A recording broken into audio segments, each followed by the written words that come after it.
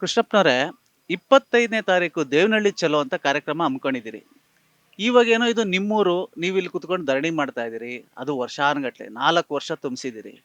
ಈಗ ದೇವನಹಳ್ಳಿ ಚಲೋ ಅಂತ ಹೇಳಿ ಇದೇ ತರ ಹೋಗಿ ನೀವು ದೇವನಹಳ್ಳಿಯಲ್ಲಿ ಇದನ್ನ ಧರಣಿ ಮಾಡೋದಕ್ಕೆ ಇಲ್ಲಿನ ಶಾಸಕರು, ಮಂತ್ರಿಗಳು, ಸರ್ಕಾರ ಬಿಡ್ತೈತೆ ಅಂತ ಅನ್ಕೊಂಡಿದ್ದೀರಾ? ನಾವು ದೇವನಹಳ್ಳಿ ತಾಲೂಕ್ನವರು. ನಾವು ಓಟ್ ಹಾಕಿ ಗೆಲ್ಸಿರೋ ಮನುಷ್ಯ ಆತನ. ಆದರೆ ಆತನ ಬೇರೆ ತಾಲೂಕಿನಿಂದ ಬಂದು ನಮ್ಮ ಹತ್ರ ಓಟ್ ತಗೊಂಡು ಗೆದ್ದಿರೋ ಮನುಷ್ಯ ಯಾಕೆ ಬಿಡಲ್ಲ? ಬಿಡ್ದ ಹೋದರೆ ಅವನ್ನ ಬೊಮ್ಮೆ ಮಾಡಿ ಸುಡ್ತೀರಿ ಅಲ್ಲಿ.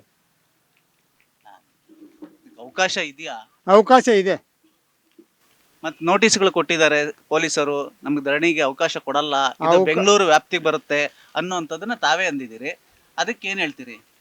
ನೋಟಿಸೇ ಕೊಡಲಿ, ಏನೇ ಕೊಡಲಿ, ನಾವು ಧರಣಿ ಮಾಡೋದು ತಾಲೂಕು ಆಫೀಸ್ ಮುಂದೆ ಸತ್ಯ. ನಿಮ್ಮ ಹೋರಾಟಕ್ಕೆ ಜಯ ಸಿಗ್ಲಿ ಕೃಷ್ಣಪ್ಪನವರೇ. ಹ್ಮ್. ನಿಮ್ಮನ್ನ ಬಂದು ಅಲ್ಲೂ ಭೇಟಿ ಮಾಡ್ತೀವಿ.